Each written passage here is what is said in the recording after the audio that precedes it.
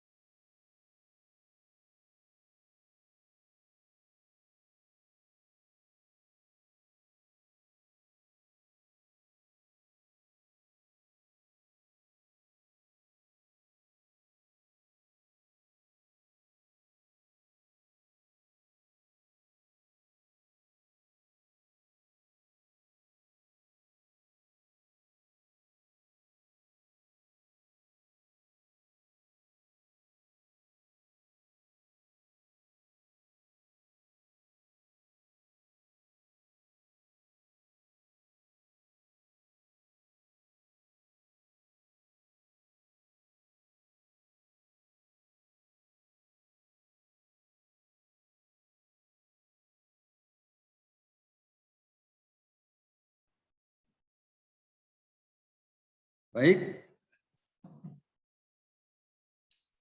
Pada pagi hari ini saya ditugaskan oleh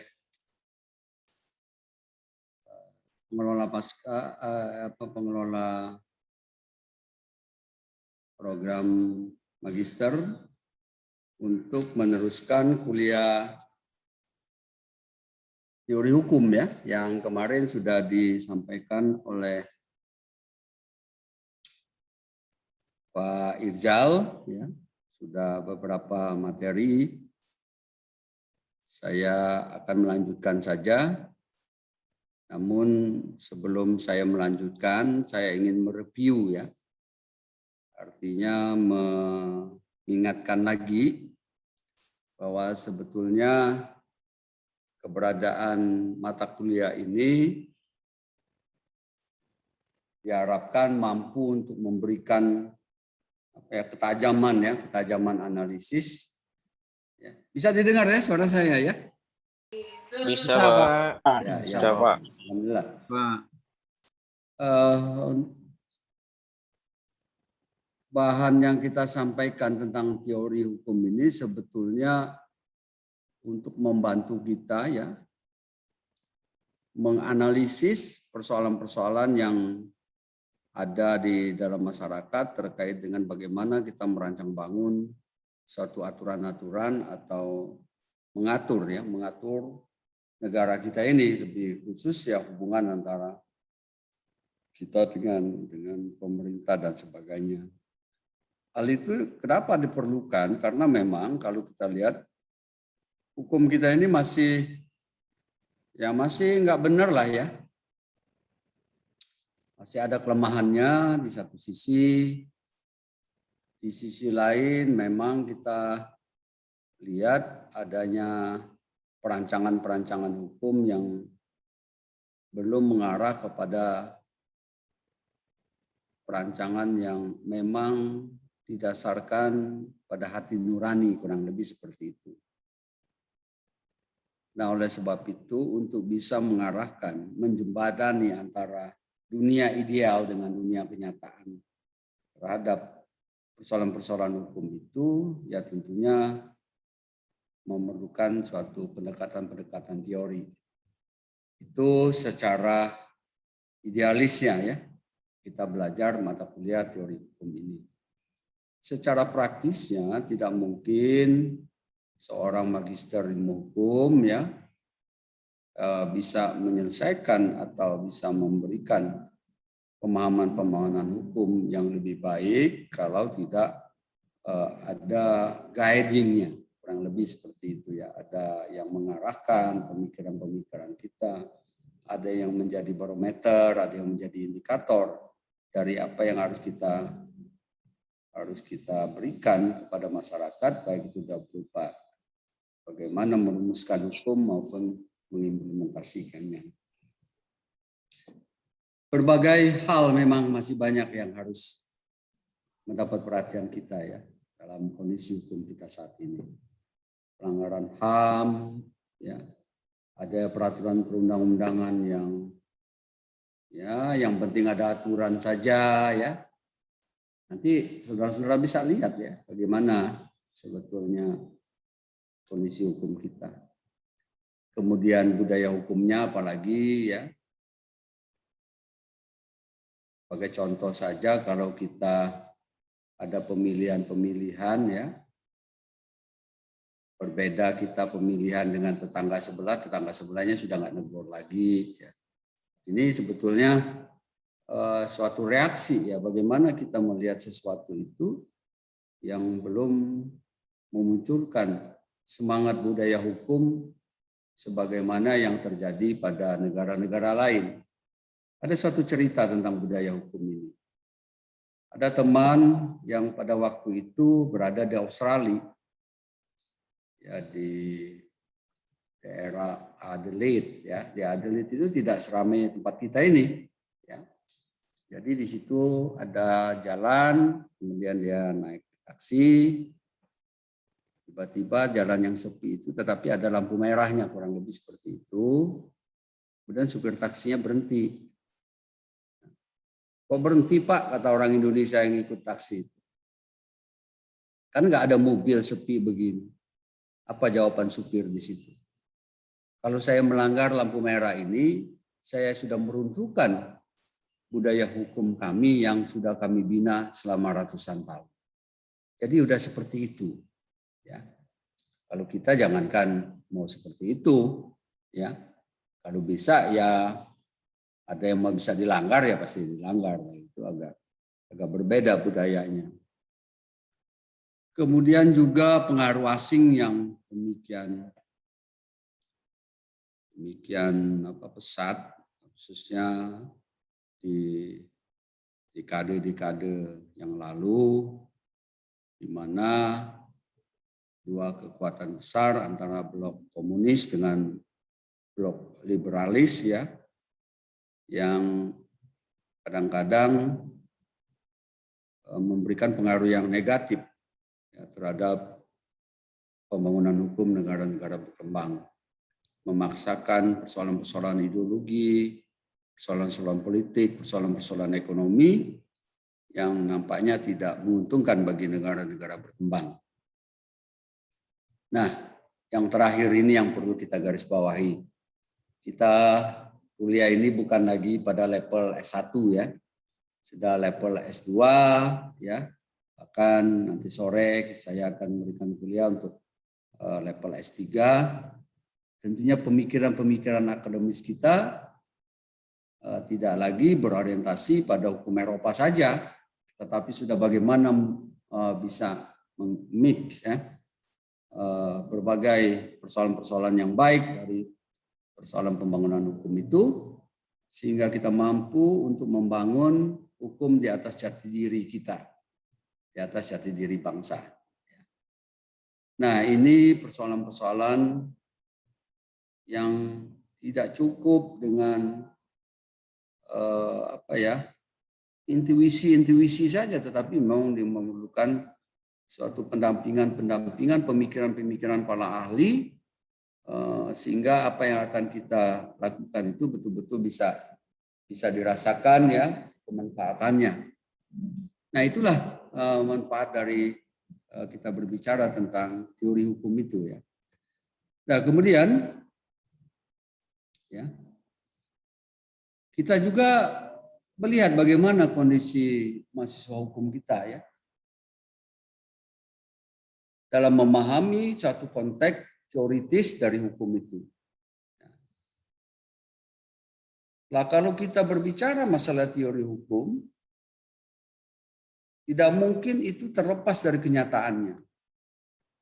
Seringkali teman-teman mahasiswa bahkan itu teori katanya.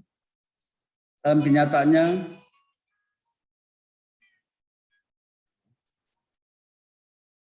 kalau aku lagi ngasih kuliah. Jadi jangan sampai seorang mahasiswa S2 kalau sudah berbicara teori hukum ngomong itu teori.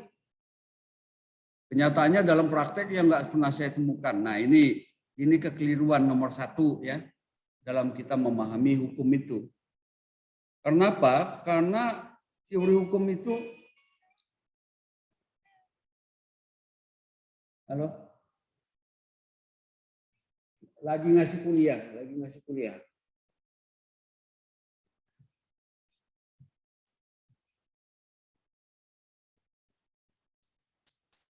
Jadi kalau ada yang ngomong bahwa itu teori, ya, tentunya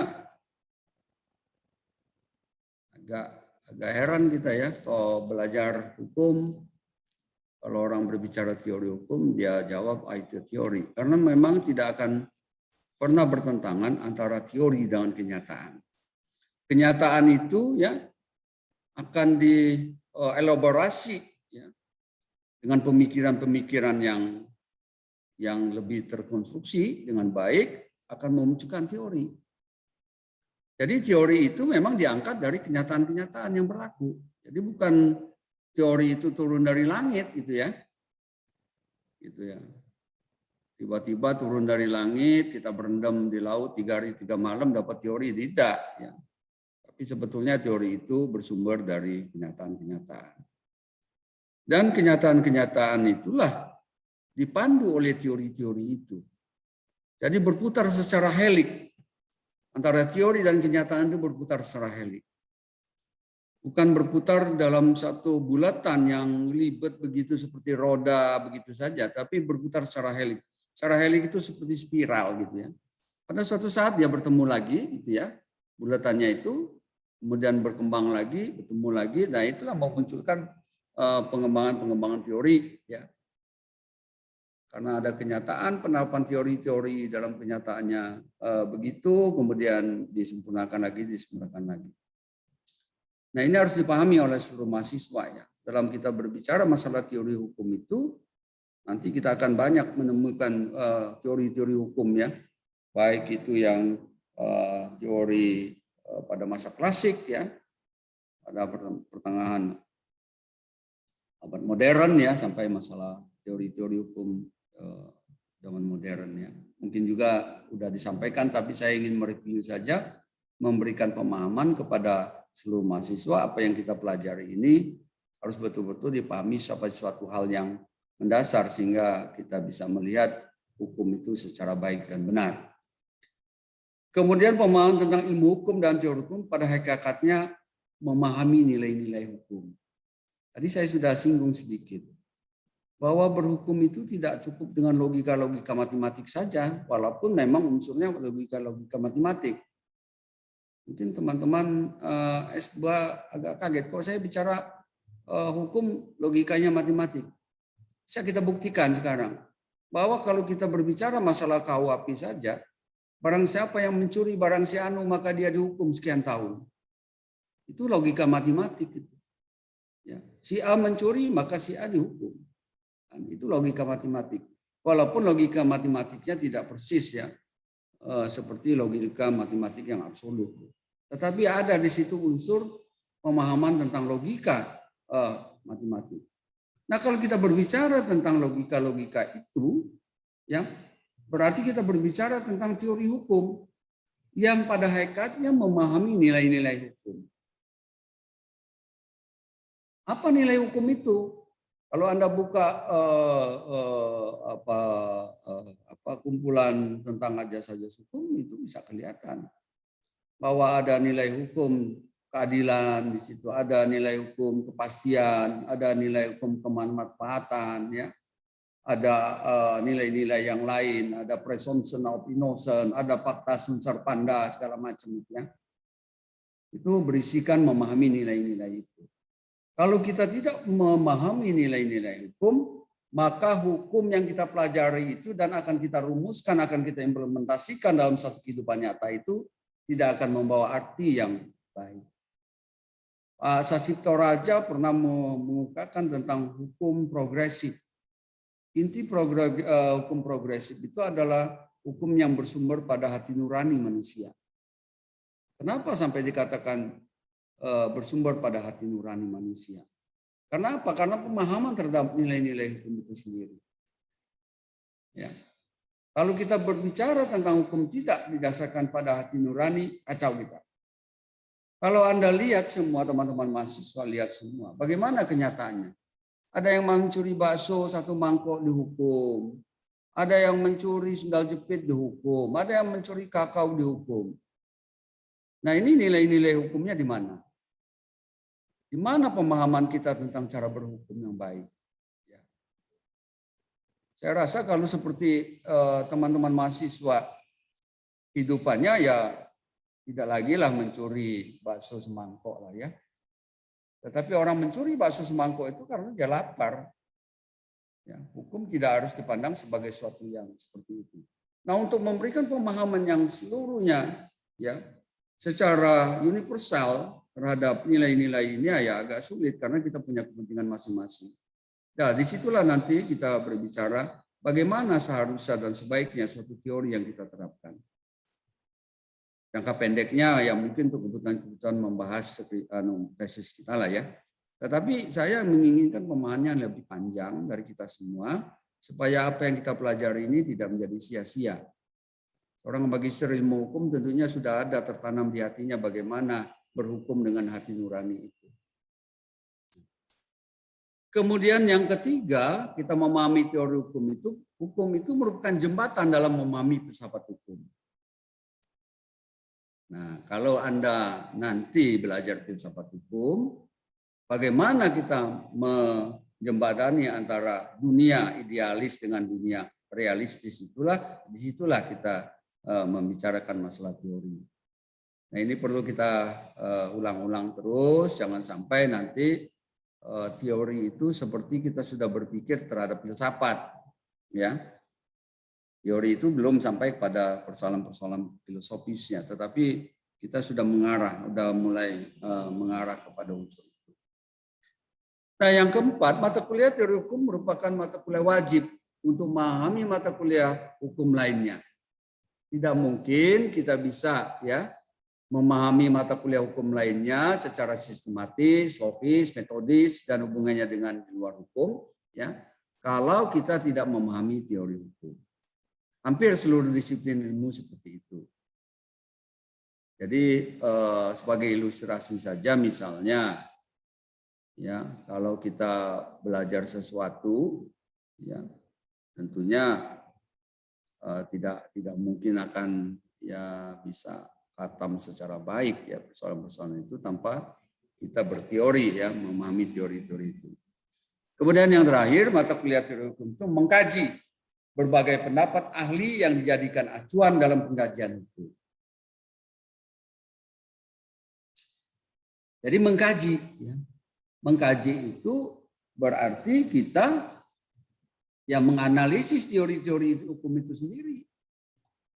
Jangan ceplak batok saja, harus ada analisisnya. Nah, pada 2 slide ini saya ingin mengaplikasikan pemahaman-pemahaman teori kita.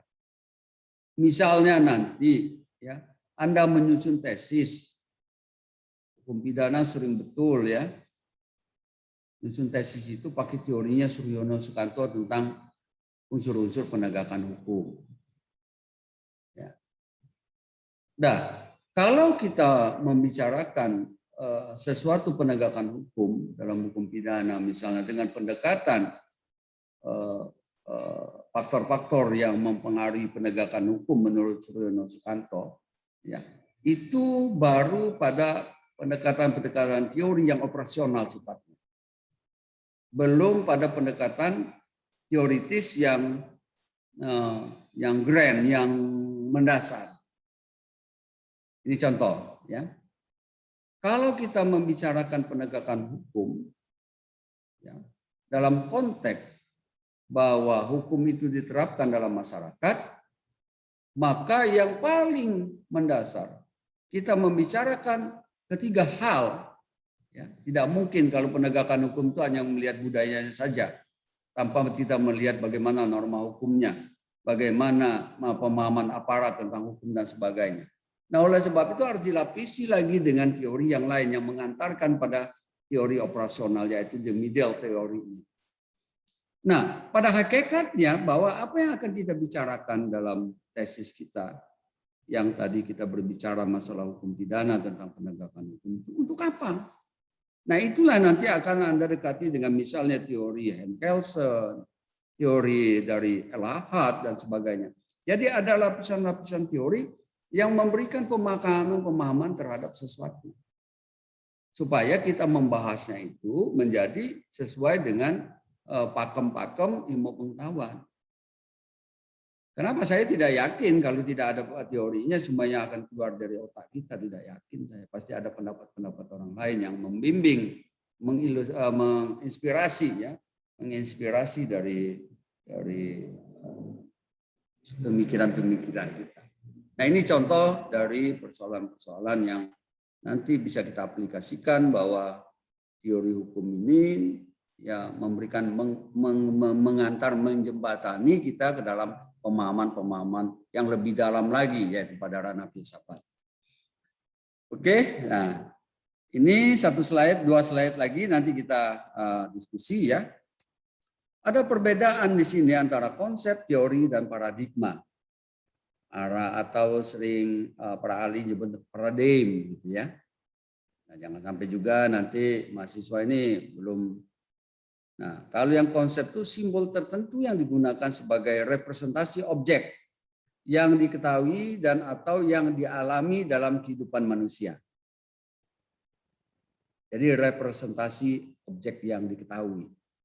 Kalau teori itu ya konstruksi di alam ide imajinatif ya, yang realitas yang ia jumpai dalam pengalaman hidupnya.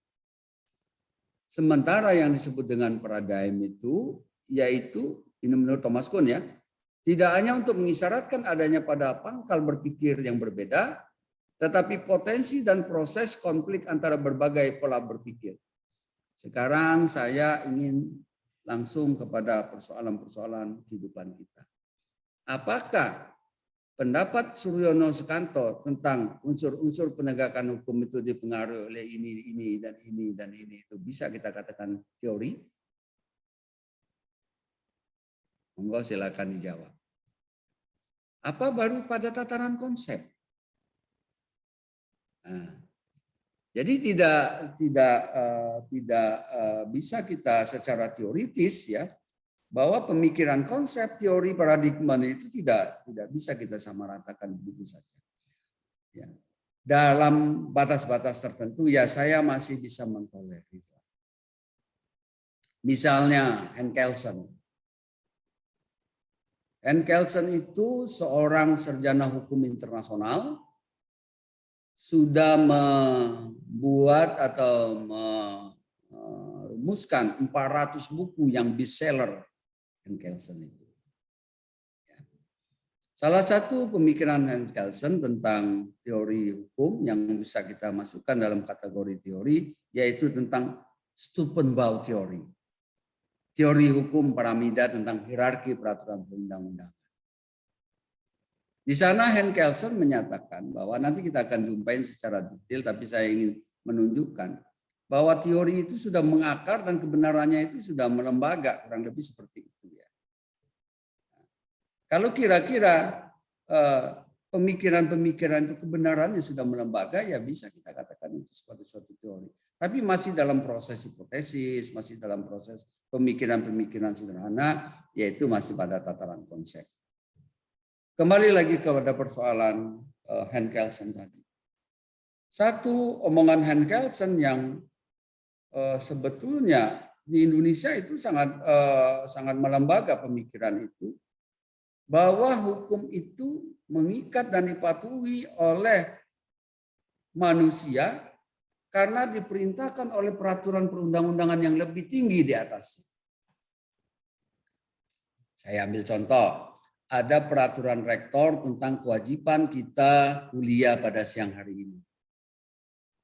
Tanpa ada yang gebukin kita, tanpa ada yang marah-marah sama kita datang, kita buka laptop kita ikuti kuliah kita pada hari ini sesuai dengan apa yang sudah diatur dalam peraturan rektor. Kenapa peraturan rektor itu kita pahami? Karena ada perintah dari peraturan di atas yang memerintahkan supaya kita patuh, yaitu peraturan menteri. Kenapa kita patuh terhadap peraturan menteri itu? Karena ada peraturan pemerintah. Kenapa patuh pada pemerintah? Karena ada undang-undang. Kenapa ada undang-undang? Karena ada undang-undang dasar yang memerintahkan kita seperti itu. Kenapa ada undang-undang dasar? Karena ada sumber yang tertinggi yang disebut dengan grand theory, ya, disebut dengan paramida yang tertinggi, yaitu sumber dari segala sumber hukum, yaitu falsafah negara atau dikenal dengan Pancasila. Jadi ada. Nah, di bolak-balik tidak ada satupun yang bisa membantah kebenaran dari pemikiran-pemikiran Kelsen ini, dan itu sudah melembaga kebenarannya, itulah yang disebut dengan teori. Jadi teman-teman mahasiswa sudah bisa lihat ya. Bukan berarti kalau konsep tidak bisa digunakan dalam kita membedah tesis kita, ya boleh-boleh saja. Saya juga tidak terlalu rigid untuk melihat itu. Tetapi kita sudah mampu untuk menempatkan yang mana yang mesti menjadi pendekatan teoritis di dalam pembahasan-pembahasan kita, ya, yang mana baru pendekatan-pendekatan konseptual. Jadi bisa kira-kira bisa ditangkap ya. Mudah-mudahan bisa dipahami lah ya. Secara ringkas saya membicarakan seperti itu. Tapi kalau paradigma itu model berpikir kita. Kan kita tidak bisa melihat. Saya katakanlah HP ini ya, saudara-saudara kan bisa tahu semua. Orang hukum mungkin menilai HP ini berbeda dengan orang ekonomi. Ya. Kalau hukum pasti udah larinya ke undang-undang IT kita. Pasti. Begitu kita melihat HP dalam pendekatan hukum, kacamata hukum, pasti kita udah lari ke undang-undang IT. Ya. Tidak mungkin kita mau lari ke mana-mana. Orang ekonomi pasti persoalan-persoalan duit. Dia akan melihat ini, pasti akan melihat pada persoalan-persoalan yang terkait dengan persoalan ekonomi itu sendiri. Orang teknik, ya, fakultas teknik, mahasiswa fakultas teknik akan melihat ini sebagai suatu teknologi. Nah, dalam konteks pola atau model berpikir yang fokus ya, mengisyaratkan pada pola pikir yang berbeda, tetapi potensi dan proses konflik antara berbagai pola pikir itu, ya, kita lihat, kita carikan kebenaran dan solusinya, maka itu yang disebut dengan paradigma. Nah, sekarang saya lanjutkan lagi. Dalam pembahasan-pembahasan di tesis, teman-teman mahasiswa, karena sebentar lagi kan sudah mau merancang nih tesis ya, semua sudah harus majukin proposal segala macam ya. Nah, jangan sekali-sekali mengandalkan pemikiran-pemikiran kita pada bab pembahasan itu, suatu pemikiran yang murni. Coba dikembalikan lagi kepada teori-teori pendekatan teori yang kita gunakan.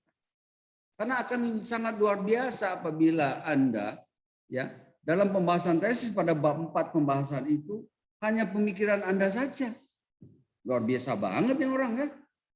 Nulis ratusan halaman itu tidak ada catatan kakinya, tidak ada pendekatan teoritiknya, tidak ada pendapat ahlinya pembahasan kita. Cerocos saja yang kata orang Palembang itu kan. Nggak mungkin lah, ya pasti ada lah pendapat orang lain yang kita kutip gitulah. Ya, jadi jangan lagi lah seperti itu ya. Nanti kita kena undang-undang plagiat lagi segala macam ya. Nah, tolong betul nanti penempatan teori, konsep, paradigma ya dan sebagainya dalam kita belajar teori ini tidak hanya semata-mata belajar teori hukum di situ, tetapi kita juga harus memberikan pemencaran terhadap semua aspek yang kita bahas supaya kita tidak keliru dalam konteks keilmuan. Ya, ini kita berbicara keilmuan ya. Kalau sudah berbicara di kelas, saya tidak akan membicarakan masalah-masalah hukum praktis ya. Tetapi kita berbicara keilmuan. Toh kalau ada pembahasan tentang hukum praktis, bagaimana kita menganalisis keputusan-keputusan hakim, tentu pendekatannya secara ilmu pengetahuan.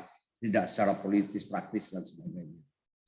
Nah ini harus benar-benar dipahami oleh teman-teman semua. Ya saya hanya mereview, mudah-mudahan kemarin sudah disampaikan ya oleh Pak Irjal, bagaimana jati diri dari teori itu sendiri sebagai mata kuliah yang kita operasionalkan di S2 ini, supaya tidak menganggap bahwa mata kuliah ini hanya sekadar mata kuliah kaleng-kaleng yang ngerepotin mahasiswa, tetapi punya capaian pembelajaran yang sangat kita butuhkan ya. Nah, satu slide lagi sebelum saya lanjutkan yang lain. Ini ada perbedaan juga antara ilmu hukum, teori hukum, dan filsafat hukum. Jadi harus teman-teman mahasiswa pahami betul, jangan menempatkan ilmu hukum dalam konteks yang filsafat hukum, jangan pula kita berbicara filsafat hukum, tapi tatarannya masih tataran ilmu hukum. Kalau ilmu hukum itu ilmu yang pelajari hukum, khususnya hukum positif. Nah, ini hukum positif yang kita kaji, itu ilmu hukum. Ya, lebih khusus ya, yang lain-lain itu aksesorisnya lah. Tapi kalau teori hukum, memahami hukum tidak hanya dari hukum, tetapi di luar hukum. Nah, misalnya tadi saya tanya sama teman-teman di S2, kalau katakanlah ya kita ambil satu teori, misalnya munculnya suatu teori, Hans Kelsen, ini yang sangat viral lah kurang lebih zaman dulu ya, teori Hans Kelsen ini. Ya. Apakah ada unsur-unsur di luar hukum masuk di situ? Apa yang saya katakan? Atau kita kasih kata-kata yang lebih sederhana lagi lah, ya. Katakanlah yang terkait dengan apakah itu masih pemikiran yang bersifat konseptual atau teori tadi, unsur-unsur yang mempengaruhi penegakan hukum menurut Suryono Sukanto. Apakah ada itu tatanan teori hukum apa di luar hukum? Tentu ada sarana di situ, ada budaya. Hukum kan tidak belajar yang budaya. Ya, tetapi dalam konteks teori hukum mereka dimasukkan, include di dalamnya itu dalam satu pembahasan tentang teori-teori hukum. Katakanlah pendapatnya Skinner ya, bahwa seseorang itu akan selalu mencari kemudahan dan menghindari kesulitan dalam teori penegakan hukum, misalnya kan. Ya tentunya di situ ada unsur psikis di situ. Orang hukum memangnya belajar psikologi kan tidak, kurang lebih seperti itu. Nah, sementara filsafat hukum adalah cabang filsafat, bukan cabang hukum. Nah, hati-hati ya. Filsafat hukum itu adalah cabang filsafat, bukan cabang hukum. Jadi filsafat itu terdiri dari filsafat moral, filsafat hukum, dan sebagainya. Ya. Bukan cabang hukum. Jadi hukum itu tidak ada hukum filsafat, hukum itu bukan itu maksudnya. Ya. Jadi filsafat hukum itu cabang filsafat, bukan cabang hukum. Jangan terbalik-terbalik ya. Ada hukum dan masyarakat, ada masyarakat hukum, beda itu ya. Ya berbeda. Nah inilah menariknya ya. Jadi jangan dianggap kuliah hukum itu gampang gitu ya. Walaupun kelihatannya remeh-temeh yang dipelajari ya. Begitu kita salah ya nggak bisa dibenerin ya salah gitu. Nah, berada pada wilayah abstraksi hukum tidak konkret karena ia mencari hakikat. Itu filsafat hukum. Saya ambil contoh ya. Apa bisa Anda mengkonkretisasi tentang fakta Sunsur Panda? Fakta Sunsur Panda itu artinya setiap perjanjian harus diikuti dengan etiket baik.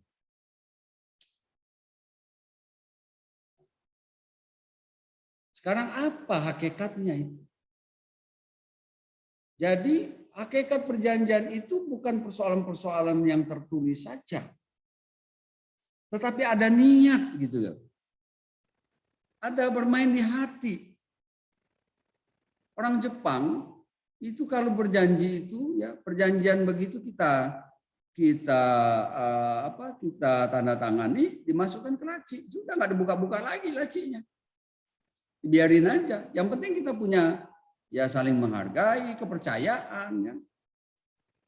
Hakikatnya itu. Nah kalau kita berjanji tapi sudah mulai dengan culas, dengan curang, mau bikin perjanjiannya itu di atas kertas 40 halaman juga nggak ada gunanya. Karena itu bukan hakikat. Ini contoh. Nah kalau kita berbicara persoalan-persoalan seperti itu, bukan berbicara persoalan-persoalan yang positif misalnya saja, maka itu pada ranah filsafat.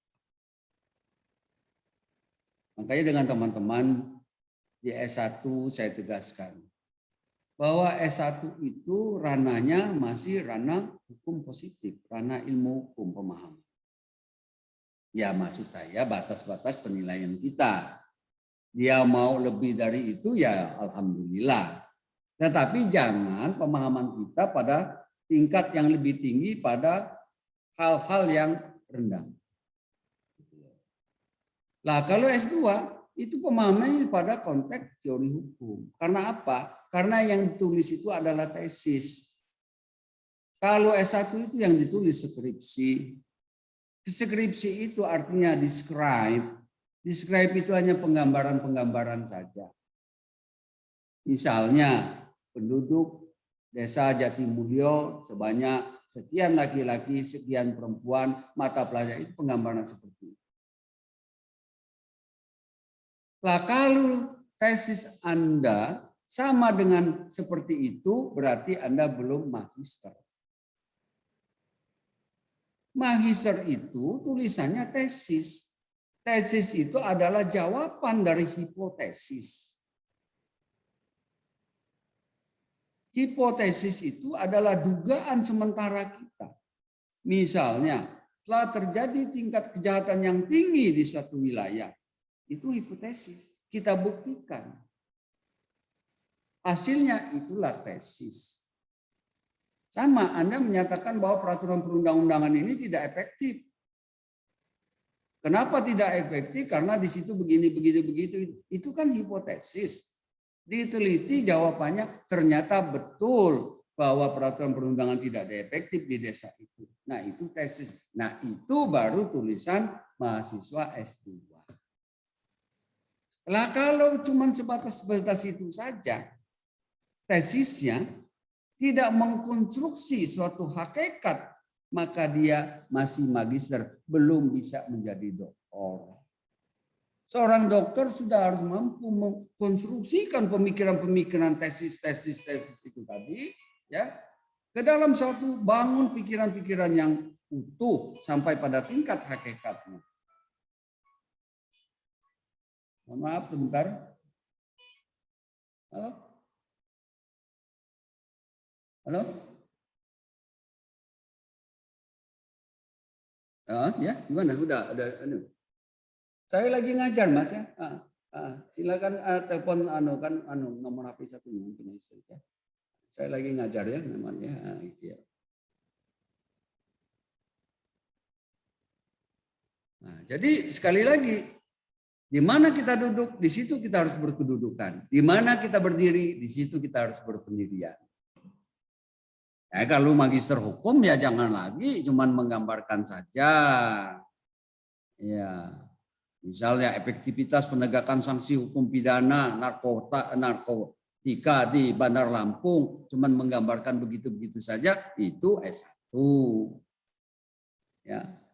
Harus sudah ditingkatkan pemahamannya pada level yang lebih tinggi lagi. Bagaimana caranya? Apakah ya, pemahaman masyarakat di daerah Bandar Lampung terhadap undang-undang narkoba sudah baik, sudah tidak baik dan sebagainya? Itu ya pertanyaan kita sudah ke situ. Gitu ya. Bisa dipahami ya kira-kira ya. Tingkatnya udah lain lagi. Pada tingkat disertasi bagaimana mengatasi persoalan-persoalan pemahaman undang-undang narkoba terhadap masyarakat di Bandar Lampung. Udah lebih lagi levelnya berpikirnya. Nah, tinggal dirasa-rasa aja.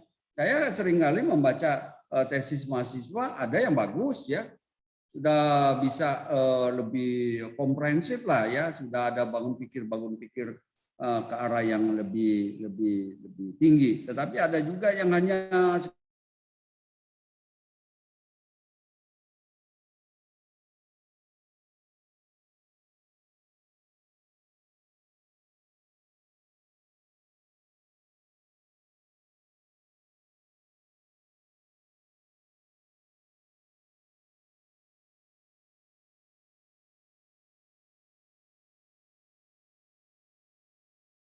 Iya, sampai kemudian muncul Om Mahfud kita nggak usah dibayar, kan lucu juga gitu. Masa ngutang nggak boleh dibayar? Lah iya. Padahal kalau secara keperdataan, kalaupun memang bunga itu berlebihan, tidak patut. S3 ya, S3 nanti jangan tulisannya seperti hukum-hukum praktis saja ya, harus ada pemikiran filosofisnya lah ya. Sehingga kelihatan kualitas lulusan kita. Ya. Kalau persoalan pekerjaan kan hampir rata-rata S2 sudah bekerja semua, tidak usah terlalu dikhawatirkan. Tetapi soal pemahaman ya, pemahaman ini yang paling penting. Supaya kita belajar hukum ini ya tidak hanya sekedar seperti logika matematik itu saja, tetapi ada ya pemikiran-pemikiran yang mendalam lah ya. Orang mau bilang apa terhadap hukum ini terserah, tapi ternyata hukum ini sangat diminati. Ya, sangat diminati di seluruh dunia. Bukan persoalan di Indonesia saja. Presiden Amerika itu semuanya sarjana hukum ya, pengacara, advokat ya, lawyer dan sebagainya. Kenapa?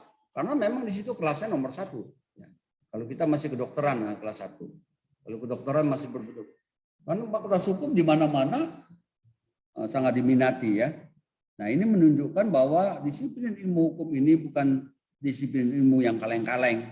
Ya, saya seringkali tegaskan, saya bangga menggeluti ilmu hukum ini. Ya, bertahun-tahun, puluhan tahun menggeluti ilmu hukum ini, ternyata persoalan-persoalan ilmu pengetahuan hukum ini tidak sederhana apa yang dianggap oleh orang-orang luar. Ya. Hanya saja seringkali orang hukum ini memang sering berdebat ya, sering mengemukakan pendapat yang kurang didukung dengan logika dan data-data, sehingga teman-teman dari disiplin ilmu lain itu sering menganggap bahwa lu cuma bisa ngomong doang. Kenapa? Karena kita tidak melengkapi argumentasi-argumentasi kita dengan data-data dan logika-logika berpikir yang sempurna. Cobalah perhatikan ya. Nah, ke depan saya menginginkan outcome dari S2 ilmu hukum ini yang sudah menjadi target program dari UNILA ya. Ya, di samping berkiprah memberikan warna terhadap hukum di daerah Lampung, juga pemikiran-pemikirannya juga mampu menembus pemikiran-pemikiran hukum yang lebih baik lagi. Sudah kurang lebih 4 slide saya sampaikan ya. Sebelum saya lanjutkan untuk beberapa slide lagi, saya ingin berikan kesempatan kalau memang ada yang perlu ditanyakan, monggo silakan.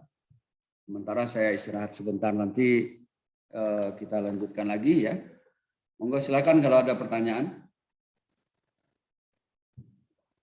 Silakan. Tidak usah malu-malu, ini belajar ya. Kalau belajar itu yang masih ragu-ragu ditanyakan. Sampai... Izin bertanya, Prof. Ya, silakan. Untuk yang tadi terkait slide sebelumnya, pada saat kita membedakan antara konsepsi, teori dengan paradigma, saya masih ragu-ragu bagaimana kita bisa mengatakan bahwa sebenarnya ini adalah paradigma, bukan teori. Seperti tadi Prof sampaikan, teori Stephen Bow-nya Hank Kelsen, terus kemudian beliau mengatakan ada satu redaksi bahwa sesungguhnya hukum itu diterapkan karena ada perintah dari hukum yang lebih tinggi. Apakah kalau itu disampaikan dalam satu kalimat menjadi paradigma atau gimana, Prof? Penerahan. Iya. Iya. Nanti ya kita akan dekat ya dengan persoalan-persoalan yang ini kalau kita selalu membicarakan tentang ilmu pengetahuan hukum ini ya, Pak Swendi ya. Di sini dikatakan bahwa teori itu ya artinya perenungan, konstruksi di alam ide imajinatif. Tapi bukan berarti ide imajinatif itu seperti orang menghayal, tidak ya. Dia angkat dari realitas yang ia jumpai dalam pengalaman hidupnya. Ini secara teoritik, teori itu begitu. Nah, sedangkan paradigma itu ya pola atau model berpikir kita. Model berpikir kita itu kalau dalam hukum kan banyak sekali itu. Ada yang model berpikirnya normatif ya. Nah kan ya, dengar ya. Kalau model berpikir normatif itu hanya picik terhadap undang-undang gitu loh. Ya. Nanti pelan-pelan ya secara teoritisnya kita bisa lihat ya. Nah, pola atau model berpikir. Ya. Kalau menurut Thomas Kuhn, paradigma ini tidak hanya untuk mengisyaratkan adanya pola pangkal berpikir ya, yang berbeda, tapi potensi dan proses konflik antara berbagai pola pikir itu. Saya kasih contoh ya. Kalau Anda melihat HP tadi ya. Katakanlah orang hukum ya, kita turunkan lagi tadi disiplin yang banyak orang. Sekarang kita turunkan jadi orang hukum melihat HP. Pasti yang ada di pikiran Anda bahwa HP ini menggunakannya diatur dalam undang-undang ITE ya, gitu kan, gitu ya. Pola pikir saya terhadap undang-undang ITE itu tadi, ya, hanya melihat apa yang dibicarakan undang-undang itulah hukum. Yang pertama. Yang kedua, melihat undang-undang yang ada itu, yang tertulis itulah yang benar. Paham kira-kira Pak? Ya kita kan kalau melihat aturan kan, oh yang tertulis itulah yang benar kan gitu ya. Nah, kalau kita mempunyai paradigma lain, pola atau model berpikir yang lain, saya sekarang akan dekati secara pendekatan tidak positifis, tidak normatif, tetapi secara empiris. Bahwa pertanyaannya, apakah undang-undang ITE ini memberikan kebebasan yang baik atau malah membelenggu masyarakat? Itu pendekatannya udah pendekatan apa kurang lebih? Model pola berpikir kita udah pola berpikir apa? Masih empiris normatif. sudah. Empiris. Empiris sudah. Kalau empiris tidak mungkin kita tidak menggunakan pendekatan sosiologi. Ya kan ya? Masa kita mau menggunakan empiris kembali lagi ke peraturan ya pasti yang langsung lagi pendekatannya. Ya, pasti kita menggunakan pendekatan sosiologi. Pendekatan sosiologi itu misalnya pendekatan terhadap gejala sosial tertentu. Sekarang misalnya saya meneliti tentang keberadaan undang-undang IT di daerah Irian Barat dengan di Papua dengan di Sumatera, sama enggak? Polanya akan berbeda. Beda, Pak. Nah, yang seperti ini, Pak, ya yang saya uraikan ini paradigma. Model berpikir kita. Apakah model berpikir ini bisa kita gunakan secara telanjang begini saja? Tidak. Maka kita harus dekatin dengan teori-teori yang terkait yang pertama tentang teori-teori positifis. Kalau kita berbicara norma berarti teorinya positif. Di dalam hukum ada aliran positifis. Gunakanlah teori-teori di situ. Nanti saya akan tunjukkan ya, mungkin di kuliah-kuliah berikutnya tadi secara jelas bagaimana para ahli hukum positifis ini menggunakan pendapat-pendapatnya. Salah satu misalnya teori dari El-Ahad bahwa yang dinamakan hukum itu adalah hukum yang tertulis saja.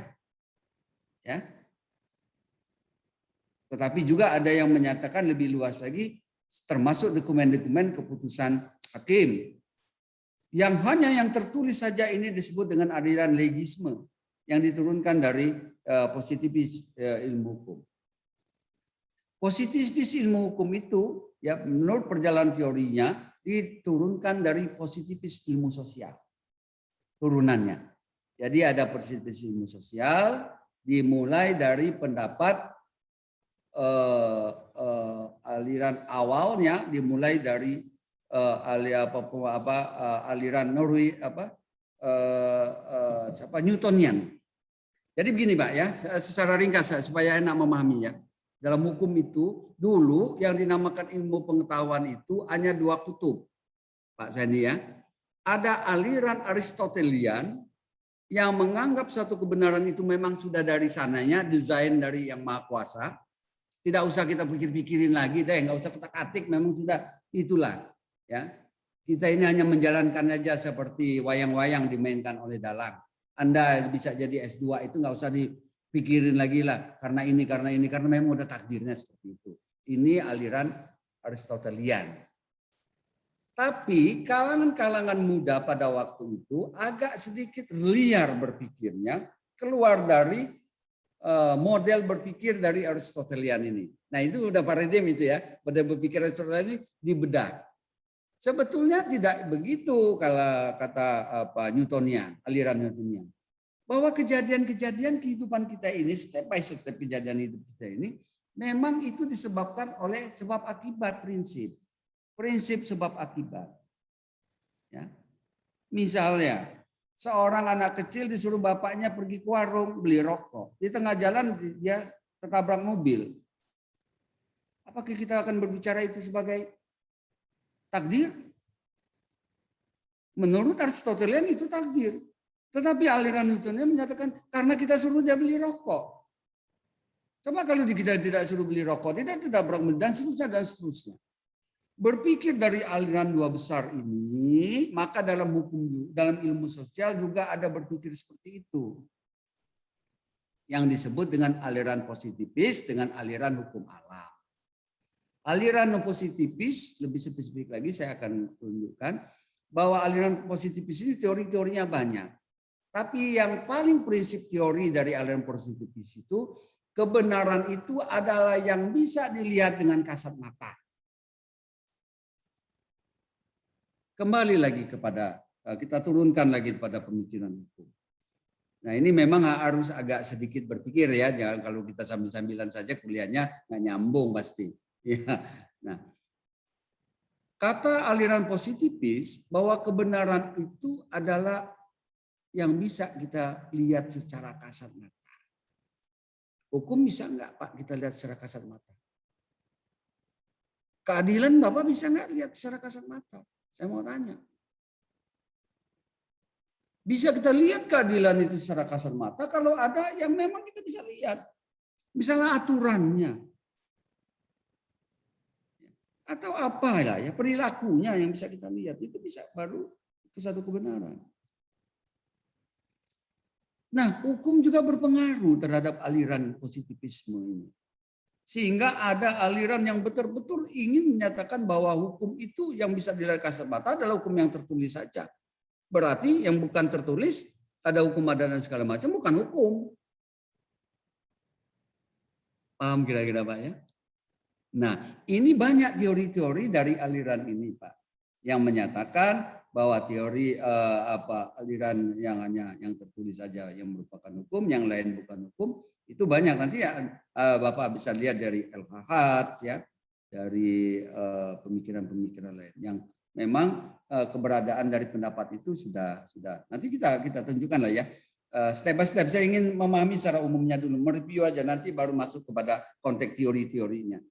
Nah, jadi sudah jelas kalau di situ bahwa apa konstruksi di alam ide yang menyatakan pendapat ini kata si El-Hahad, kata si Hans Kelsen tadi menyatakan bahwa kita patuh terhadap peraturan perundang-undangan itu karena peraturan perundang-undangan yang lebih tinggi yang memerintahkan kita. Bisa disangkal nggak kebenarannya? Kan kita nggak bisa sangkal, memang iya. Konteks Indonesia kalau kita lihat di hierarki undang-undang, ya ada peraturan rektor tentang perkuliahan S2 itu diturunkan dari peraturan menteri. Memang iya. Kalau nggak ada peraturan menteri itu apa? Ada peraturan rektor? Nggak ada. Gitu loh. Berarti pendapat Hans Kelsen itu satu teori.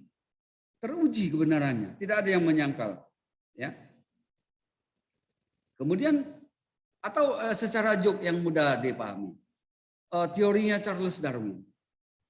Teorinya Charles Darwin menyatakan bahwa manusia itu dari kera. Dari beruk atau pelembang itu kan. Nah, ada yang menyangkal nggak itu? Aliran Aristotelian menyangkal itu. Ya. Bahwa kebenaran itu memang sudah ditentukan bahwa manusia diciptakan dari apa? Dari tanah berbentuk Adam dan Hawa dan sebagainya. Ya. Tapi di satu sisi Charles Darwin menyatakan kenapa makhluk hidup itu manusia itu dari kera itu, karena berdasarkan hasil riset dia, ya ada memang diuji coba daging diletakkan yang tertutup rapat dengan yang terbuka, ya. Yang tertutup rapat tidak terjadi apa-apa. Tetapi yang terbuka, misalnya dari ulat, kemudian jadi lalat, dan seterusnya, dan seterusnya. Kalau begitu manusia juga begitu dong. Ada awalnya gitu loh. Ya, dan sebagainya, dan sebagainya. Itu menurut Charles Darwin ya. Nah, itu yang ngomong seperti Charles Darwin itu adalah teori. Menurut kacamata dia, bahwa ada hewan yang terbentuk berdasarkan proses evolusinya, itu paradigmanya. Kalau Bapak menyangkal teori Charles Darwin itu dengan pendekatan keagamaan, berarti pendekatan keagamaan itu paradigmanya. Itu Pak ya. Tapi tentang keberadaan umat manusia dari Adam dan Hawa itu adalah teorinya. Mohon maaf, saya hanya mengilustrasikan secara sederhana ya. Jangan pula nanti, oh itu berdasarkan Al-Quran dan hadis, saya dianggap, bukan itu maksud saya ya. Saya ingin memberikan pemahaman yang sangat sederhana pada contoh perbedaan teori dan paradigma. Saya pikir begitu Pak Sandi ya. Nanti pelan-pelan kita akan pahami bagaimana sebenarnya konstruksi ilmu pengetahuan hukum itu. Oke, masih ada pertanyaan? Kalau tidak ada pertanyaan, saya akan tunjukkan ya satu hal yang terkait dengan bagaimana hubungannya ya. Supaya enak lebih. Kalau ilmu hukum itu karakter dogmatiknya yang menjadi pemahaman hukum. Karakter dogmatiknya misalnya begini loh Pak. Kalau kita berbicara hukum itu pasti berbicara keadilan lah. Karakternya ya. Masa bicara hukum tidak berbicara keadilan? Nonsen itu. Ya. Kalau kita berbicara hukum itu pasti berbicara kepastian. Tidak mungkin kita akan wujudkan sesuatu itu tanpa ada suatu kepastian. Sesuatu yang tidak pasti sama dengan sesuatu yang tidak adil. Itu karakter dogmanya, itu dogma. Ajaran-ajaran hukum itu seperti itu. Ya. Makanya muncul misalnya presumption of innocence. Coba kira-kira pemahaman Bapak kalau kita lebih tingkatkan lagi pada pola pikir filsafat kita, presumption of innocence itu tidak boleh kita menganggap sesuatu orang itu dinyatakan salah kecuali dengan keputusan hakim. Nah, dia tertangkap tangan. Misalnya, tanpa persidangan bisa nggak kita menyatakan dia bersalah? Dia lagi maling katakanlah. Tidak sesederhana itu kalau kita sudah berpikir masalah teori. Secara praktis ya, dia nyata-nyata salah Pak, terbukti dia bersalah. Tidak usah pakai putusan-putusan hakim lagi. Itu secara praktis. Tetapi karakter dogmatik kita itu ada kepastian. Ya siapa tahu dia lagi pegang-pegang, bukan mau niat dicuri dan sebagainya dan sebagainya. Jadi unsur kepastian sebagai karakter dogmatik kalau kita berbicara ilmu hukum itu. Ya, sebagai dasar awal kita memahami hukum itu, ya, itu harus kita pegang dulu. Tidak boleh dong. Masa orang cuma megang-megang gelas ini udah dianggap sebagai pencuri dan sebagainya. Itulah adanya kepastian, itulah memberikan karakter dogmatik. Sementara itu teori hukum karakter multidisipliner. Ya. Jadi kita tidak hanya melihat secara hukumnya saja, pada persoalan-persoalan keadilan saja, tetapi persoalan-persoalan sosialnya di situ masuk, politiknya di situ masuk, sejarahnya di situ masuk, budayanya di situ masuk. Makanya kemarin begitu kita lihat mengevaluasi ya, disiplin ilmu yang paling sesuai dalam konteks pekerjaan, disiplin ilmu hukum itu 100% Pak. Kita dengan kedokteran, kalau yang lain tidak sampai 100%. Artinya belajar hukum itu bisa ditempatkan jadi tentara, ya oke, jadi bupati, ya oke, jadi perancang, masuk semua dia. Kenapa? Karena kita mempunyai teori hukum karakter multidisiplinnya itu. Jadi tidak usah takut kita dengan jadi sarjana hukum lantas tidak bisa masuk ke sana. Ya. Makanya orang-orang kedokteran juga masih banyak yang kuliah di S2 hukum kita kan. Karena apa? Karakter multidisipliner. Nah, kalau yang filsafat hukum itu karakter abstrak spekulatifnya. Jadi dunia idealnya masih ya katakanlah ya ada 10-20% khayalannya, tetapi memang sudah sesuai dengan logika dan sebagainya. Nah, ini menunjukkan apa? Dalam pemahaman teori hukum ini ya, kita juga harus memahami berbagai teori-teori yang lain. Masa orang ekonomi kita mau nulis hukum ekonomi, tetapi kita tidak memahami teori ya walaupun tidak terlalu mendalam tentang ekonomi ya. Saya akan menulis tentang harmonisasi hukum pengelolaan pertambangan migas lepas pantai. Ya saya harus sedikit-sedikit harus tahu lah bagaimana tentang pertambangan migas kan yang di laut ya. Nah, mungkinlah masa kita blank benar membicarakan kucing dalam karung, kita nggak tahu apa dia kucing beneran atau kucing belang dan sebagainya. Pasti sedikit. Nah inilah pengayakan terhadap pemahaman kita terhadap teori hukum. Kemudian kalau filsafat itu jelas karakternya abstrak dan spekulatif sifatnya. Ini hanya menjadi dasar perenungan kritis bagi berlangsungnya dalam dogma dan kaitannya dengan bidang di luar hukum. Jadi filsafat hukum nanti memasukkan unsur-unsur di luar hukum itu ke dalam suatu dogma. Ya. Saya mau tanya kepada Bapak-Bapak, dari mana asalnya pasal 1 KUHP? Tidak ada satu perbuatan yang dapat dihukum kecuali undang-undang menunjuknya. Dari mana itu munculnya kalimat itu? Itu dari disiplin ilmu yang lain. Itu loh. Disiplin ilmu apa itu? Ya, matematik. Ya. Mana mungkin kita bisa menghukum orang kalau nggak ada undang-undang, apakah dia memang bisa dihukum atau tidak? Logika matematik yang masuk di situ. Hampir setiap item-item nanti saya akan tempelkan bahwa masuk disiplin ilmu mana dari teori-teori itu. Ya. Nah, inilah pemahaman-pemahaman awal yang harus betul-betul mendasar betul di pemikiran-pemikiran para magister ilmu hukum. Ya. Jangan sampai persoalan-persoalan seperti ini kita tidak pahami ya. Sehingga kita belajar hukum itu hanya taunya undang-undang lingkungan hidup ya. Taunya begini, tetapi struktur mendasar dari ilmu yang kita pelajari ini betul-betul kita harus pahami ya. Bagaimana kita menggunakan teori hukum nanti pada di suatu saat tertentu. Bagaimana kita menggunakan teori-teori pada saat kita membahas sesuatu. Dan bagaimana kita menggunakan pendekatan-pendekatan teoritis dalam kita mengambil keputusan. Kemarin kita sudah berdebat, ini sebagai ilustrasi saja saya ingin ceritakan bagaimana perkembangan dunia pendidikan pada saat ini. Pak Menteri, mungkin teman-teman mahasiswa S2 sudah kenal dengan Merdeka Belajar Kampus Merdeka ya. Kemarin dia bicara tentang 20 SKS satu semester di semester 6, 7 dan 8 ya, tentang hak belajar di luar prodi. Lantas saya buatlah rancangannya. Bahwa bagi mahasiswa yang mau belajar di luar prodi itu monggo silakan. Hanya saja ada dua modelnya. Bisa mengimplementasikan pada mata kuliah kita yang sudah ada. Misalnya Bapak ngambil mata kuliah teori hukum, mengambil mata kuliah hukum lingkungan, dan mengambil mata kuliah misalnya perancangan peraturan perundang-undangan. Akan magang di DPR. Jadi begitu Bapak pulang dari magang di DPR selama 6 bulan itu, Bapak konversi nilainya. Kira-kira kan begitu ya. Benar nggak kira-kira kan?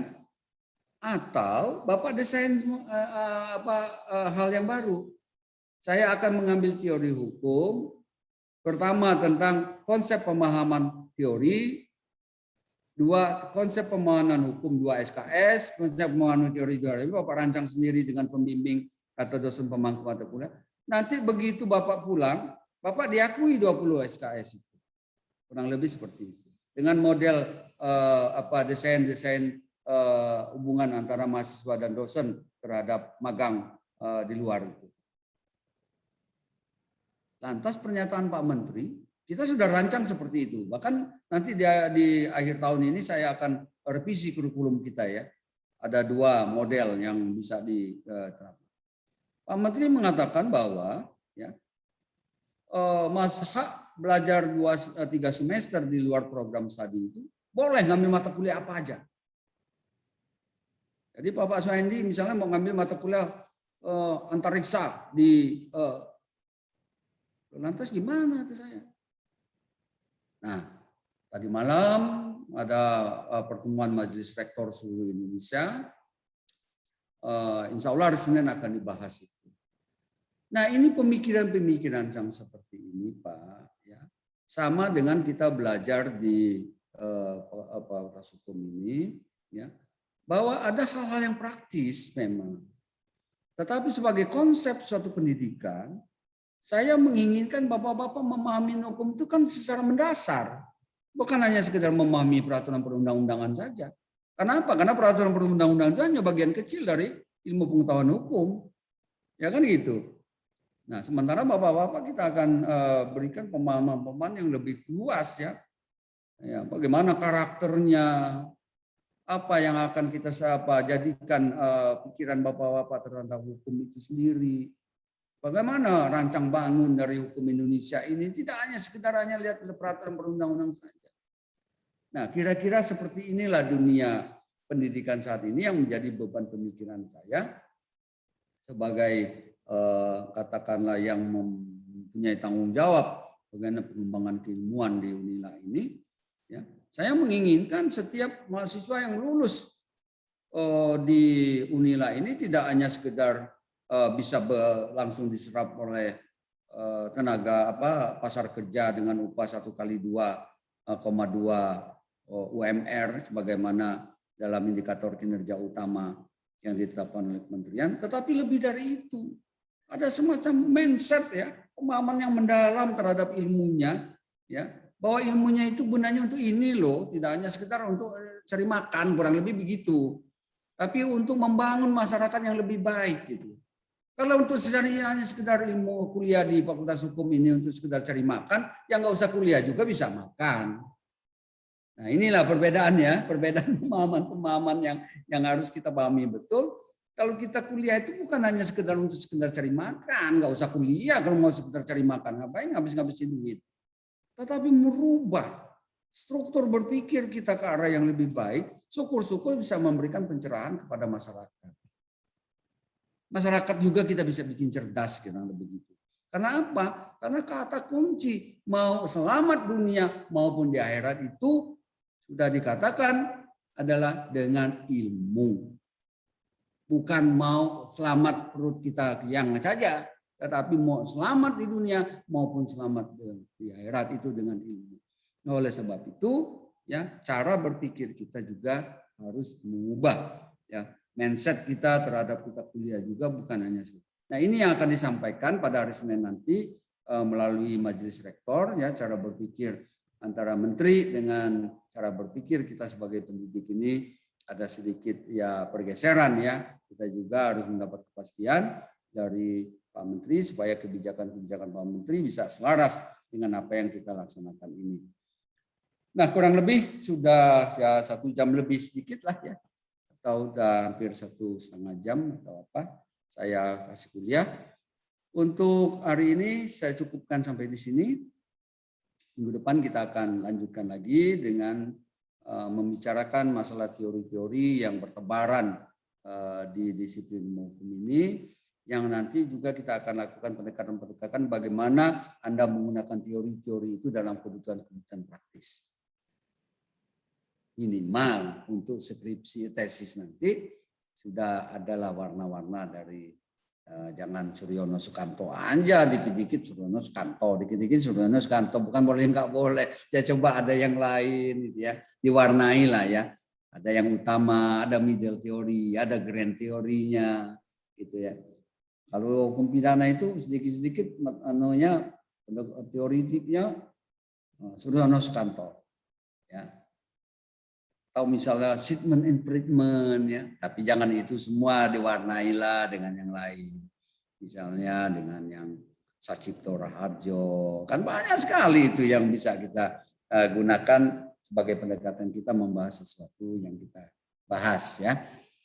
Nah ini saja yang bisa saya sampaikan. Kira-kira kalau bahannya nanti minta sama Pak Rohim ya, ada sesuatu tidak perlu harus di forum perkuliahan kita terbuka seperti ini, silakan saja telepon ya, dalam batas-batas waktu yang bisa saya sampaikan, pencerahan-pencerahan terbatas ya, nanti akan saya jawab teleponnya, tetapi kalau tidak dijawab mohon maaf karena saya juga tidak hanya memikirkan mata kuliah teori hukum ini, tetapi juga mengerjakan hal-hal yang sangat banyak, sehingga kadang-kadang waktunya juga sangat terbatas. Ini saja yang bisa saya sampaikan. Sekali lagi terima kasih atas perhatiannya. Silakan secara administrasi absen-absennya dilengkapi. Saya tutup. Wabillahi taufiq wal hidayah. Assalamualaikum warahmatullahi wabarakatuh. Waalaikumsalam warahmatullahi wabarakatuh.